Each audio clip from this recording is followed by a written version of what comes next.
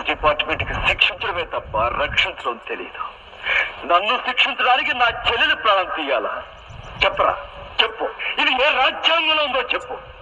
అన్న నేరస్తులైతే చెల్లెలి ప్రాణాలు తీయాలి అని ఏ చట్టంలో రాసుందో చెప్పరా. చిన్న చేపను ఎరబెట్టి పెద్ద చేపను పడతారు, మేకను బలిపెట్టి పులిని పడతారు. ఇది తప్పు అని చెప్పే మీ చట్టం నన్ను పట్టుకోవడానికి ఎందుకురా నా చెల్లెలి బలిపెట్టింది? చెప్పరా. దీనికి సమాధానం ఎవరు చెప్తారో చెప్పను. నన్ను ఒక దొంగగా, గూండాగా, హంతకుడిగా, రాక్షసుడిగా చిత్రించిన ఈ సమాజం నేను ఏ లేని వాడిని దోచానో, ఏ అమాయకుడి పైన నా గూండాయుధం చూపించానో, ఏ మంచి వాడిని హత్య చేశానో, ఏ ఆడ కూతుర్ని నా రాక్షసత్వానికి బలి చేశానో చెప్పండి. ఒకరు మీలో ఏ ఒక్కరాలు దీనికి సమాధానం చెప్పండి రా. చెప్పండి.